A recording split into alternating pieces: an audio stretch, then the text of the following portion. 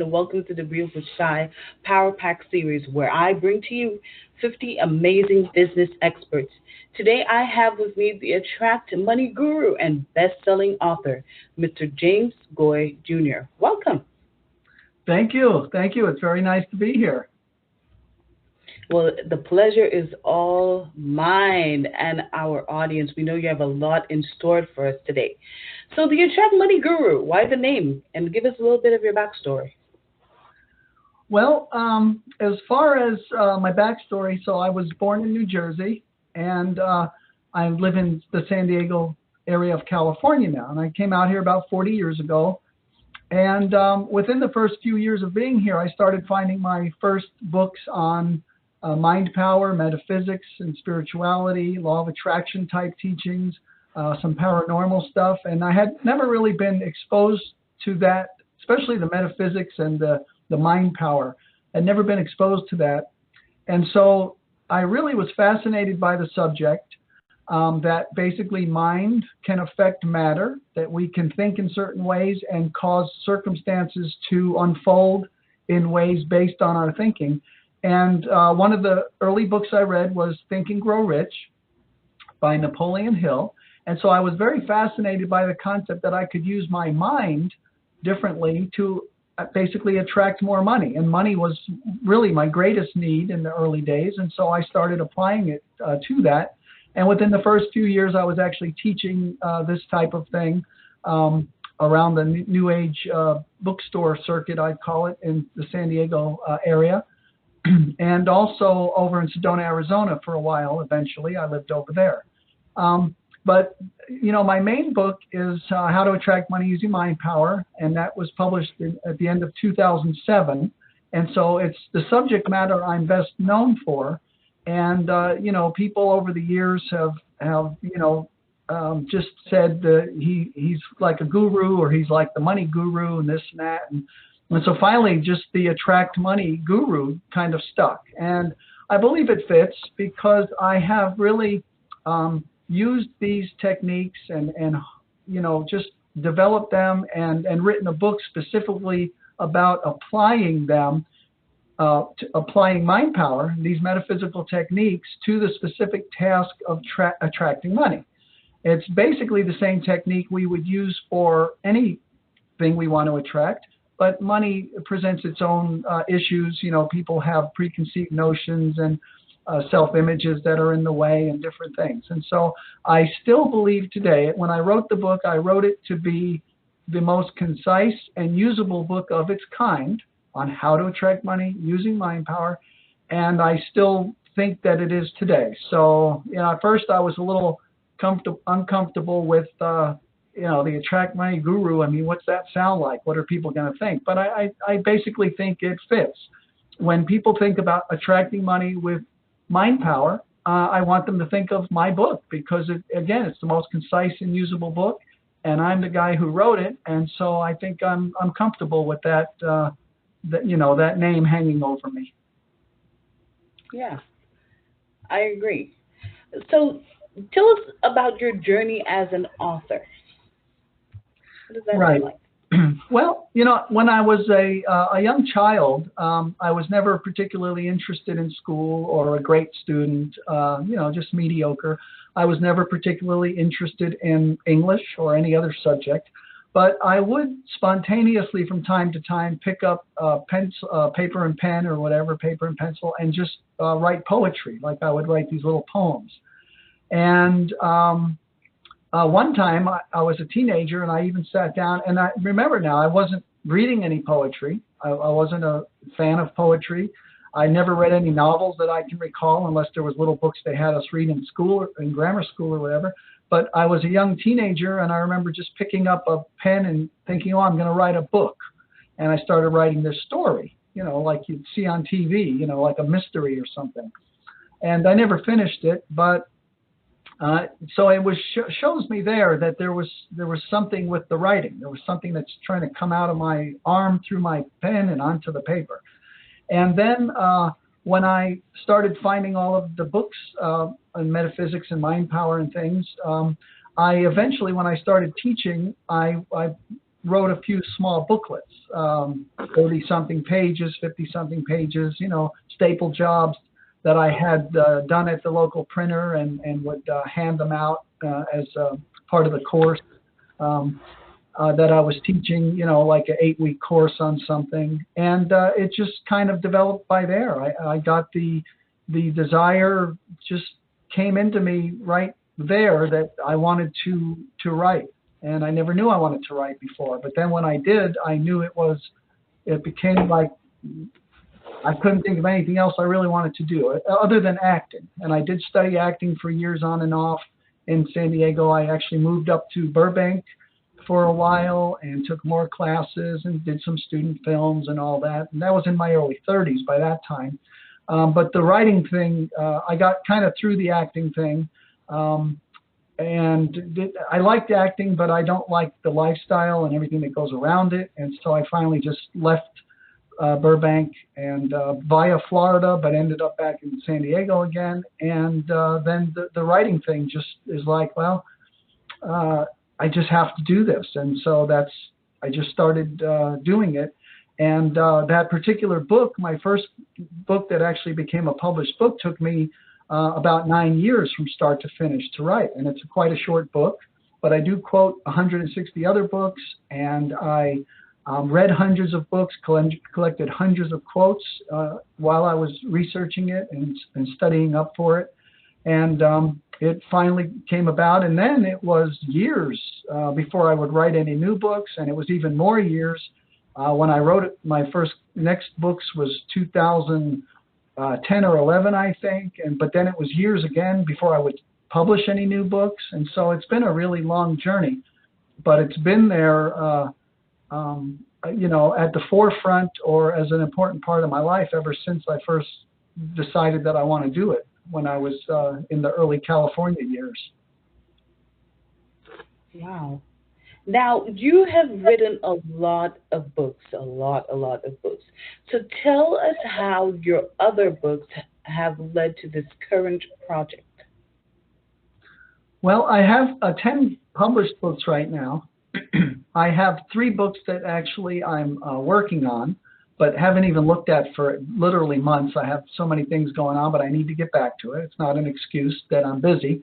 And I do need to get back to those. But I also have material and by the way, I'm a songwriter. So 2 of my books are of my song lyrics, 50 lyrics in each book. And but one of my books, JGJ Thoughts, Volume 1, is freestanding little quotes and quips and humor and things that I've been writing literally for years. And I have probably thousands of those.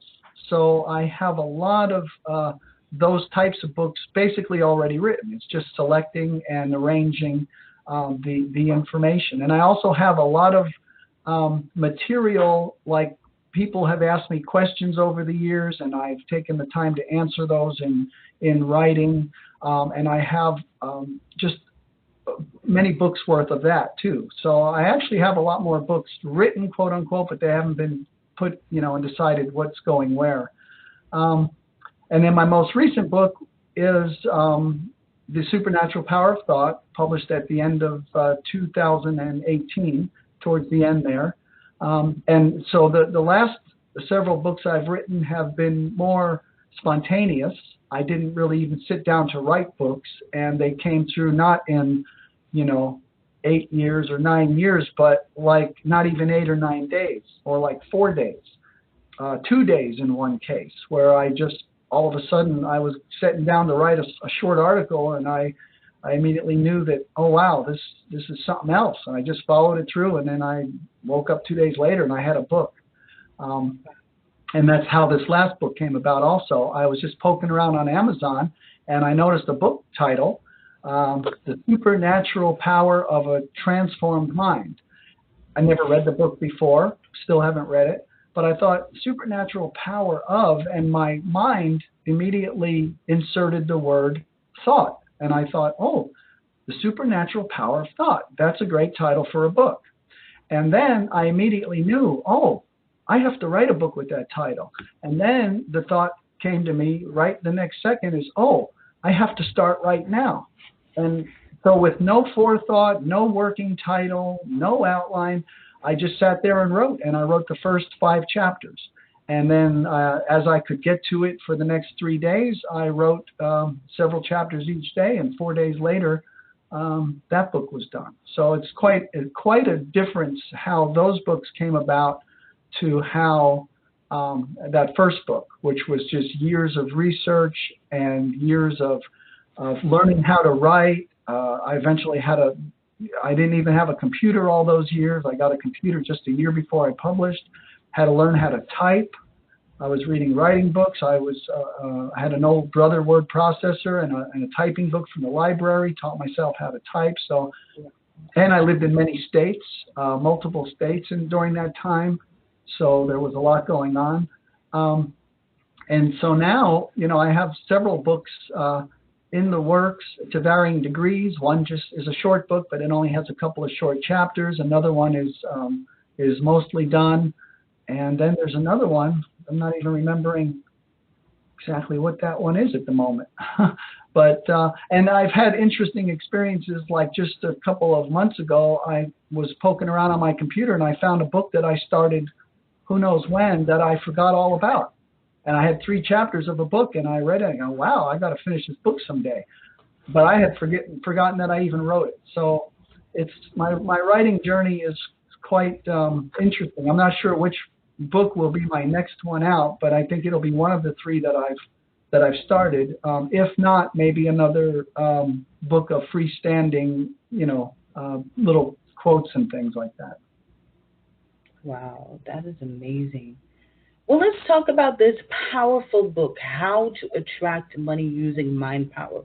First of all, let me say, guys, this book is super, super interactive, meaning you actually have to do activities. It's one of the things that I actually loved about it.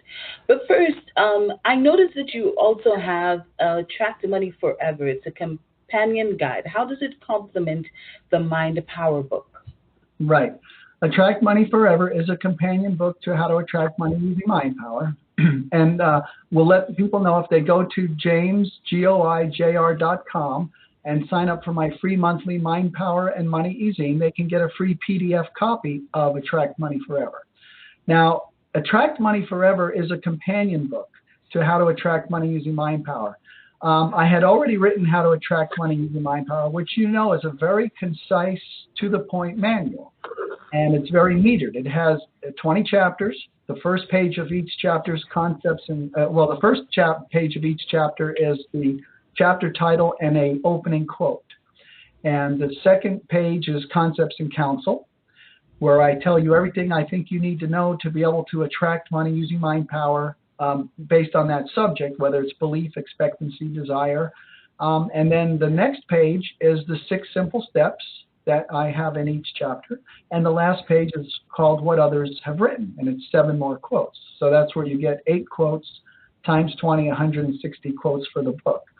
Now, Attract Money Forever was put together from, I had, the website's no longer there, but I had later written 21,000-page articles in a series, How to Attract Money Using Mind Power series. And so it was much more conversational and gave, different examples and different textures and feelings to the subject. And I do use 2 quotes from the main book in that. So How to Attract Money Using Mind Power is the main manual. If people are going to read one book, that should be it. But they have no reason not to read Attract Money Forever because that's free. That's a free PDF on my website.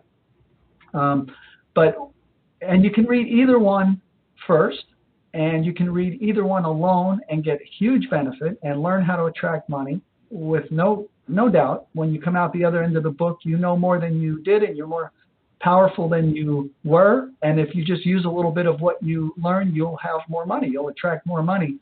But if you do read How to Attract Money Using Mind Power, you get the complete understanding and the step-by-step and all of the reinforcement of the 160 quotes from all of these other famous people, past and present. But with Attract Money Forever, you get to sit back in a more leisurely way. There's really no exercises to do. it's actually a longer book than the manual, and it's much more conversational. It's a higher word count, so it'll take you longer to read, but it really kind of enmeshes you and soaks you in the material from different angles that maybe we didn't consider in the other book. And I think that they complement each other wonderfully.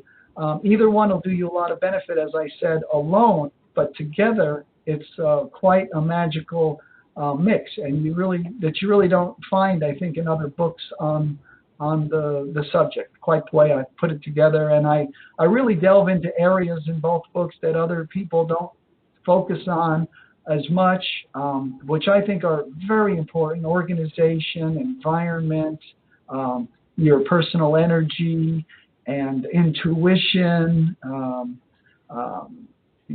your self-image, all of these that I really I look at this subject from a multitude, much more than just quote unquote law of attraction,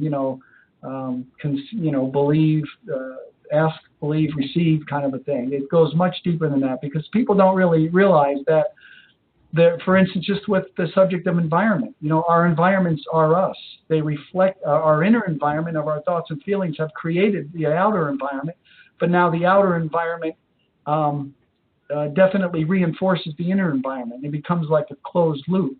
We can improve our outer environment by improving our inner environment, organizing our minds, but we can also improve our inner environment, our thoughts and feelings, by organizing our outer environment. And so I give people different ways to work on it.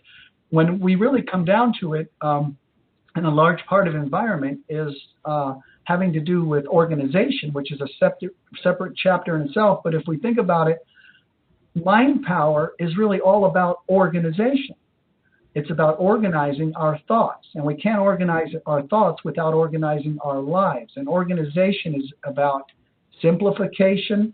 It's about prioritization, and that's what I teach people how to do, not only in their minds, but in their outer environments and in their affairs, on their schedules and everything. And when you put all that together, then, because anyone can just watch a video on YouTube and learn about affirmation and start doing an affirmation and then attract more money the next week. I mean, these are very powerful principles and techniques, and anybody can apply them. But when you really take the far-reaching, wide scope of a view that I have given in these books and approach it from all of these different angles, that's when you can really start to become just something that's off the charts when it comes to using mind power. I've literally attracted six-figure windfalls. One time there was 2 of them in a 3-month period. Another time I got out of $10,000 in credit card debt in a 4 to 6 week period using one simple affirmation. These things seem like miracles, but they're not. But they're not going to happen usually for the casual student who just kind of has this as a hobby and approaches it from they do visualization and affirmation and something else. But when you bring everything into it, speak as if, all the words that you speak are reinforcing what's happening to you. When you look at this total understanding and you use it to a high degree, absolutely nothing is impossible. And people will be quite surprised at what they can accomplish. And other people will not even be able to process it. They'll be like, oh, there's no way. That was just pure luck, or they'll try to explain it away. Oh, well, I see how that happened because such and such. But they don't understand. When things happen again and again and again, it's no longer just coincidence or chance. It's synchronicity. And at the bottom of that is mind power and spiritual energy and being in line with the universal forces as they are flowing through human consciousness. Okay, so let's break some things down for our audience. First of all, what is metaphysics? Because I can see some people getting confused about metaphysics. Explain to them, what is metaphysics and what role does it play in attracting money? Right. Now, people do have different definitions of metaphysics. Sometimes it's a set of teachings from a certain time period or something. But the way I use the term metaphysics, and the way I think it's applied in modern day to the term of metaphysical literature and books and things, is really the word, go back to the root of the word meta, as I understand it, means beyond.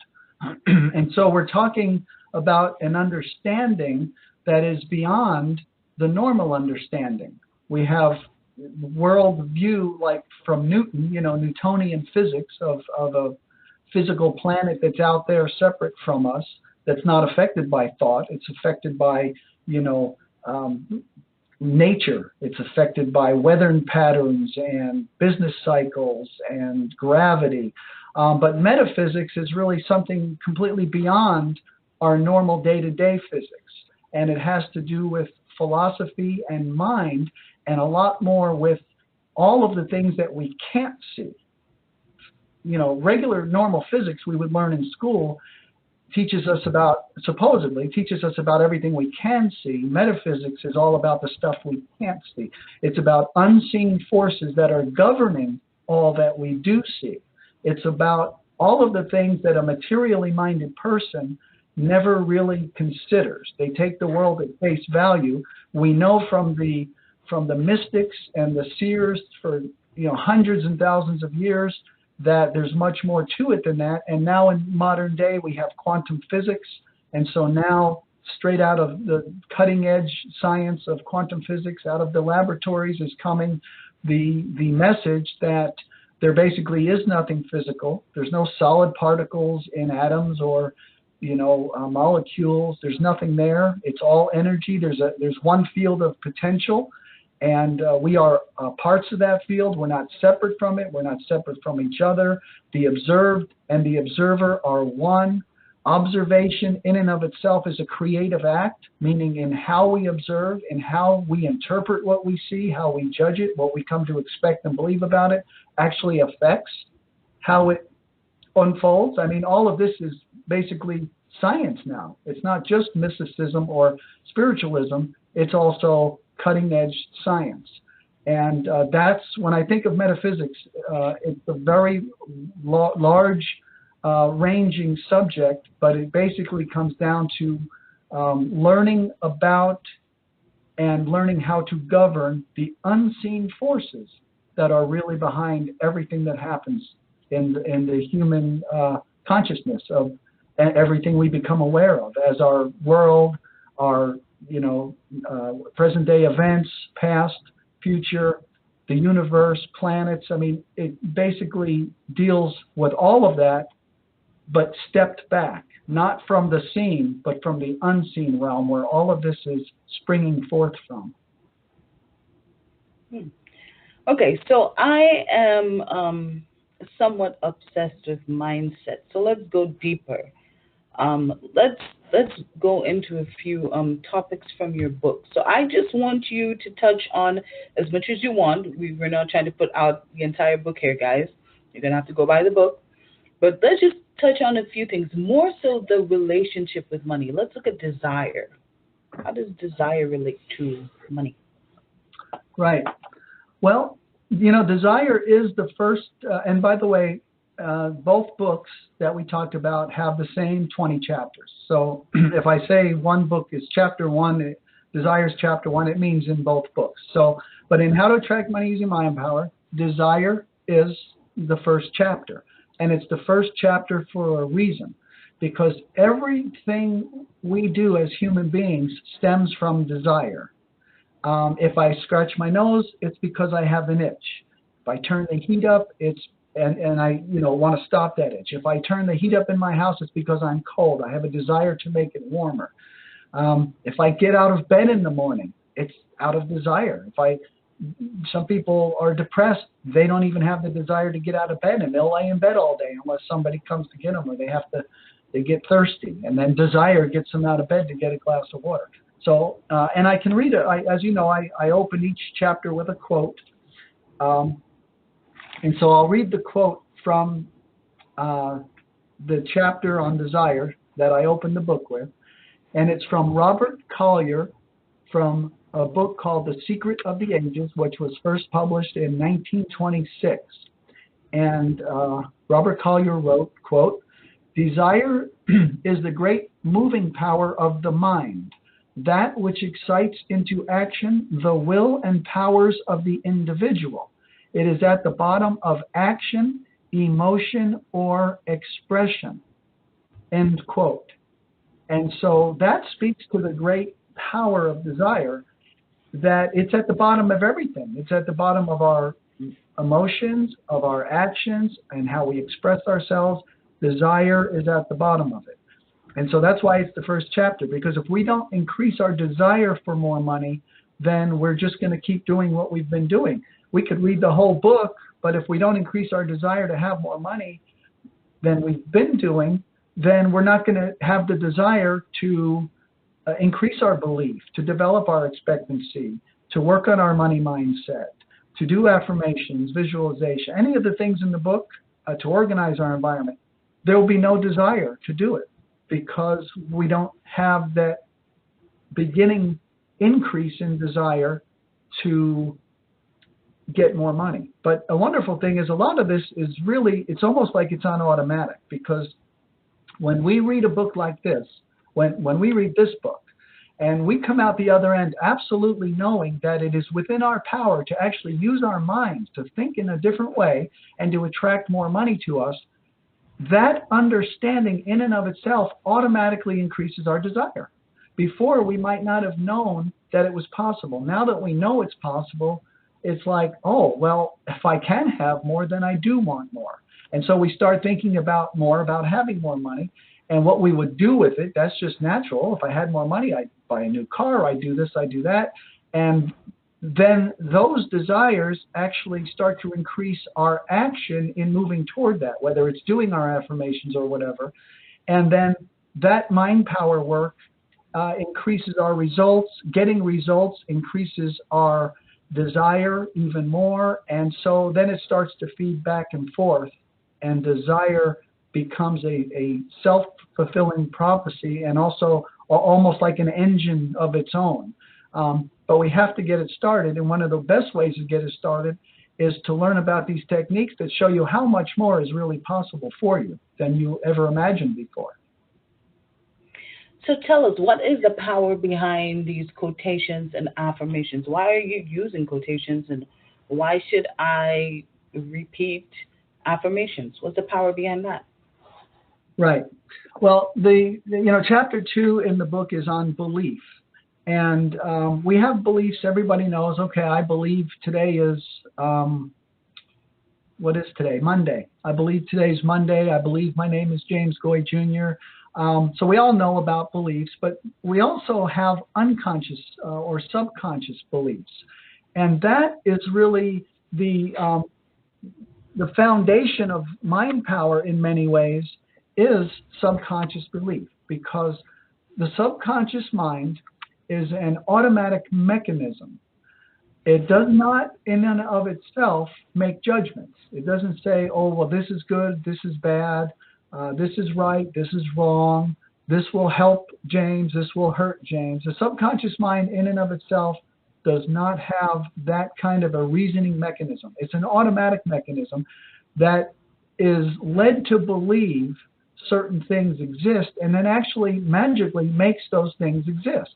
If we believe subconsciously that we don't deserve a lot of money, or don't have the ability to attract a lot of money, or money's very hard to come by, the subconscious mind will make that a reality. If we learn new techniques and principles and say, oh, wait, I can start to think more positively about money. I can imagine what I want, not just what I've been getting or what I'm trying to avoid. And that will actually, in some magical way, start to create synchronicities in my world that are going to bring that to me. Wow, that's really great. And then we start thinking more about what we can have. And then, again, we're setting up subconscious belief. It's the thoughts and the feelings and the images. And emotion is a large part of it. Because if we have a thought of something we don't want, and we have a lot of emotion with it, like, oh, I really hope that doesn't happen, I'm so afraid that might happen. That's a lot of power. That's a specific image with a lot of force behind it, which is emotional power. By the same token, if I had this amount of money, I could buy my mother that new kitchen, her kitchen's falling apart that she needs or something, and I really want to give that to her. And so then we have, again, an image of something we want with all of this positive energy. Oh, I can get that now. I know how to use my mind. and you become to have positive expectation and anticipation, and these are positive. And so that's why with affirmation, what we're doing is we are actually reconditioning the subconscious mind to have new beliefs. So instead of always saying, well, things are tough and there's only so much money to go around, and I hope I don't get laid off at work, or I have more months at the end of the money, and all of this, we start to come up with just simple affirmations such as large amounts of money continue to flow to me easily, or more specific, I'm so happy and grateful now that I am out of credit card debt. As a matter of fact, the affirmation I used to get out of $10,000 in credit card debt, $10,000, was basically all of my credit cards are completely paid off, and that was it. And I kept doing that, and at the end of that 4 to 6 week period, I ended up receiving an actual gift for $10,000 when someone heard about that debt, and they had just come into a lot of money, and they wrote me a check as a gift, not a loan, to pay that off. And so that's why affirmations are so powerful, because they recondition the subconscious mind with new beliefs. We can absolutely determine what we want to happen in our lives. Therefore, we can determine what we need to believe subconsciously, and therefore we can orchestrate or formulate exact affirmations that will relay those exact subconscious beliefs, or those beliefs, into our subconscious mind. And it's one of my favorite techniques, metaphysical techniques, because it's one of the easiest. Anyone can decide what they want. They can put together an affirmation, a very short, powerful phrase that says basically that this thing has already happened, with no reference to how it's happened. And I'm so happy and grateful now that I'm my ideal weight and physically fit. I mean, just something like that to improve a person's health. It will, when that subconscious belief starts to sink in, they'll automatically find themselves, whether it's exercising more, learning about diet, doing, things that we know today help, alternate day fasting, or every other day diet. And there's all kinds of ways. But until you start to develop the belief and the mindset, then they might not even come up on your radar. So affirmation, not only one of the most important, they're all extremely important, everything, all of these techniques, but it's certainly one of the easiest ones, because you don't even have to believe what you start saying in the beginning. If you say it enough, your subconscious mind will come to believe it, and that is what matters, because that's when things start to happen, when we establish new subconscious beliefs which displace and push aside and invalidate the old beliefs that they're replacing. Wow, it's powerful. So let's talk expectancy. Why should I expect these things? Right. Well, expectancy is, if you think about it, a form of belief.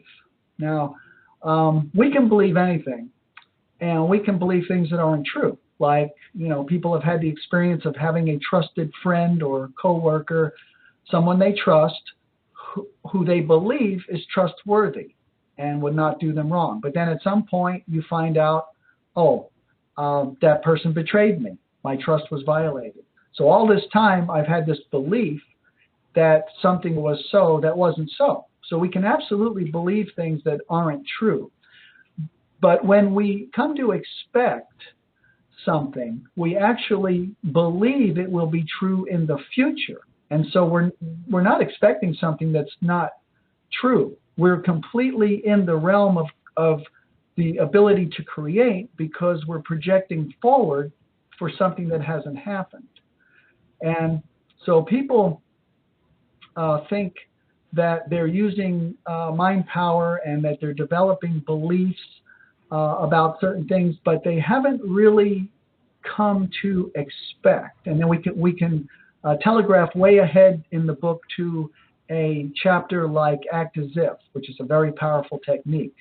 But when we start way back here with belief and expectancy right now, chapter 3, expectancy, when we start to naturally come to expect, in other words, we've learned that we can have more money, we're learning the techniques of how to do it, we're actually starting to use some of those techniques. So now we are actually coming to expect more money.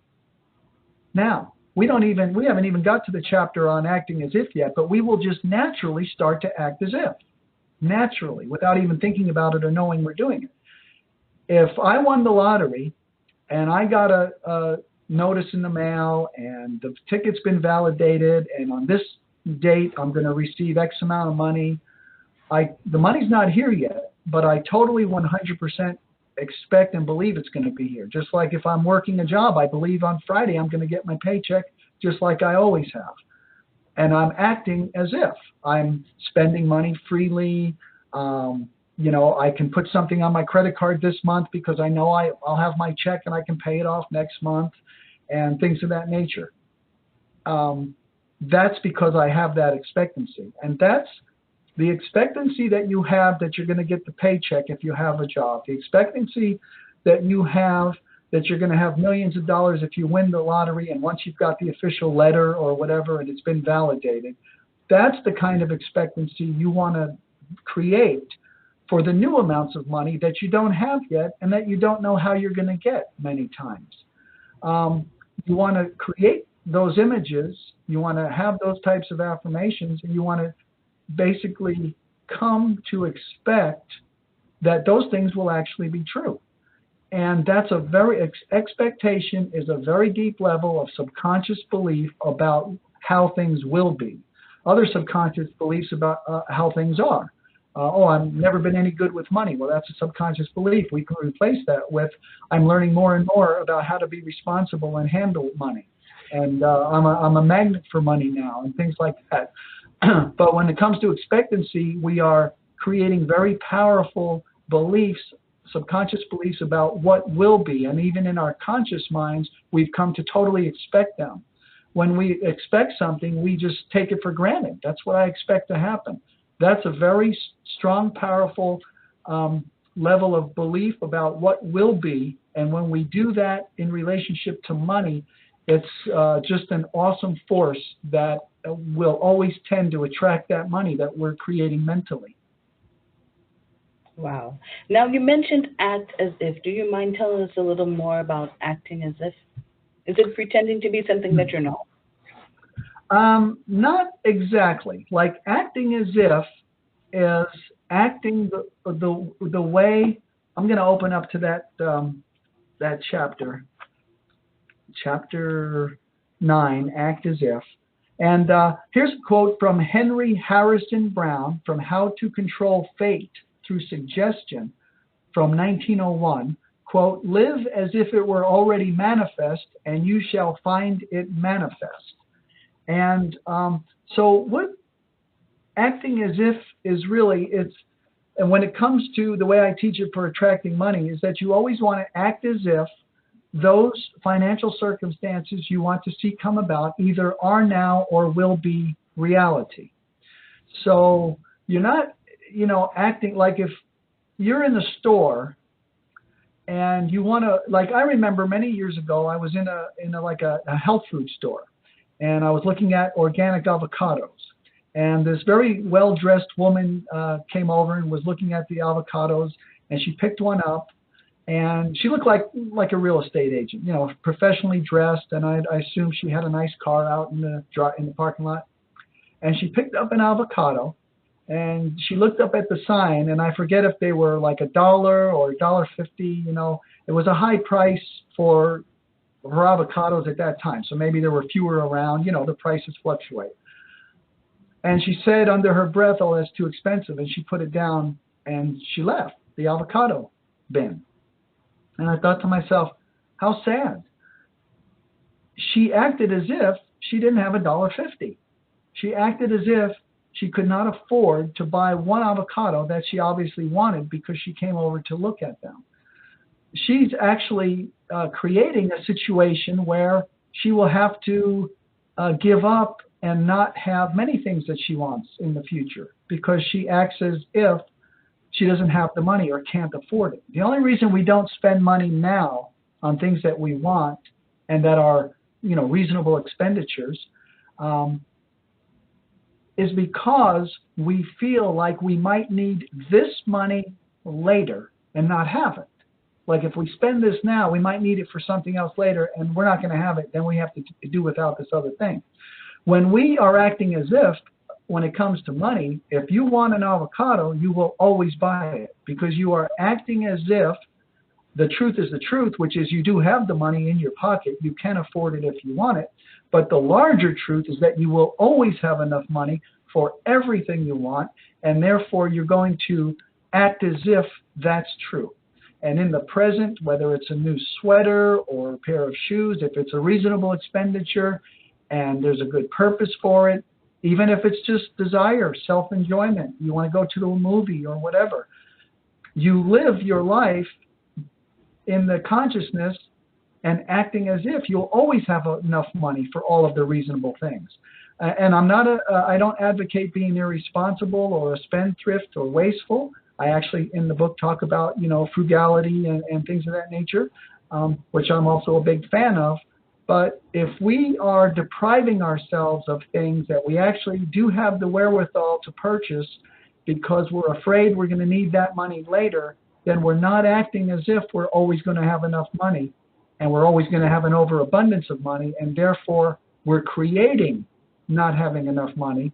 We're creating not having the money we need when we need it. But even beyond that, it's all about a mindset, because there are people, literally, I actually know people that are multimillionaires who won't get a tooth fixed in one case because they didn't want to spend the money on getting their own tooth fixed because it was an expensive process. But they're a multimillionaire. They're going to leave this earth with all of this money, yet they act as if they don't have enough. So because they have, business, homes and Social Security and retirement pay and all this, they're not going to end up broke because there's all this stuff in play, but they're not living like the rich person that they are. So act as if is not just about ensuring that we always have all that we need, but it's about living in joy and abundance as opposed to living in fear and poverty, which we can do even if we are a billionaire. We can live in fear and poverty and deprive ourselves of simple pleasures and also the ability and the joy of helping other people when those opportunities present themselves. You are exactly right. So let's touch on one last thing, intuition. What role does intuition play? Play.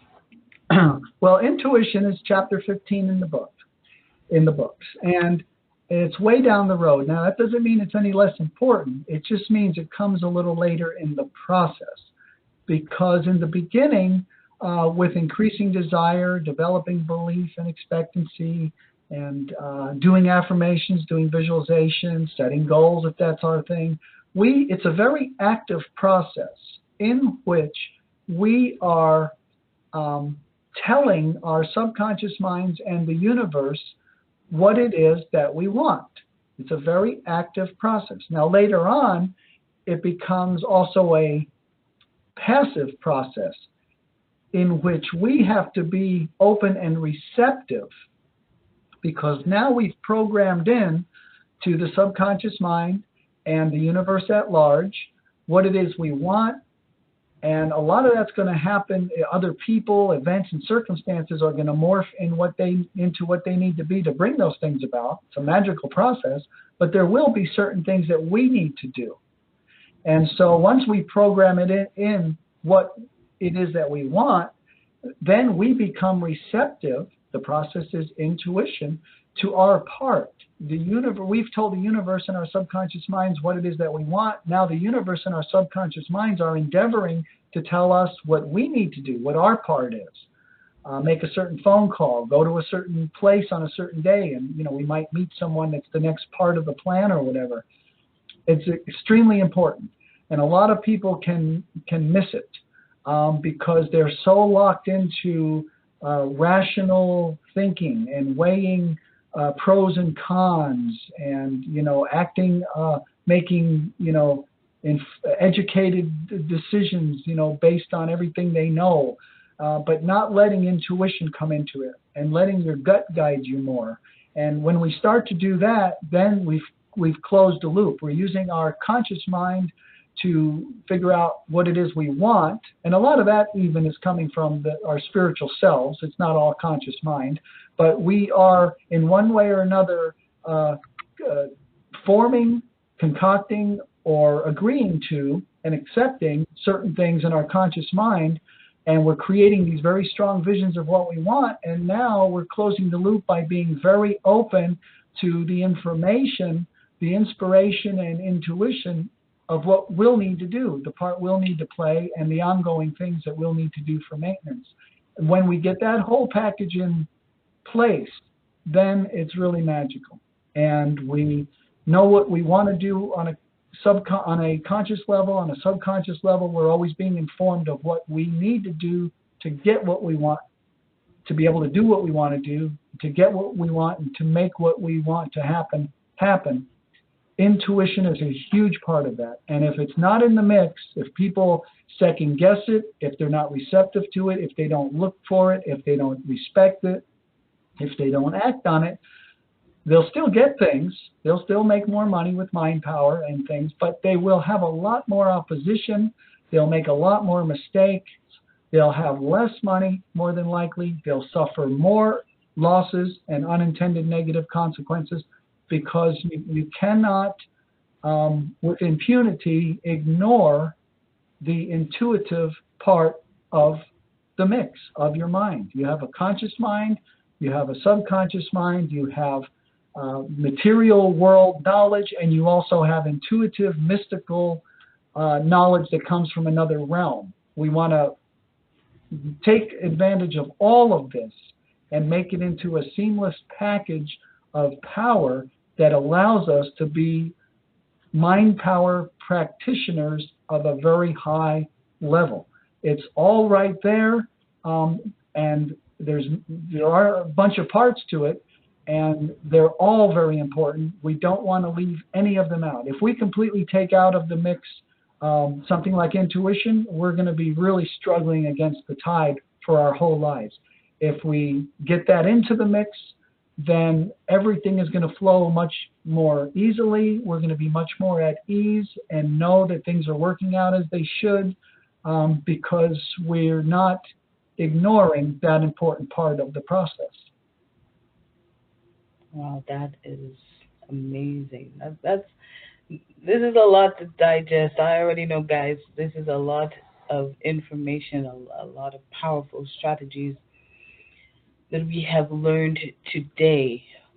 Okay, so the Attract Money Guru, if there is one thing, one powerful thing, one nugget that you could leave our audience with today to take them through 2019, what would it be?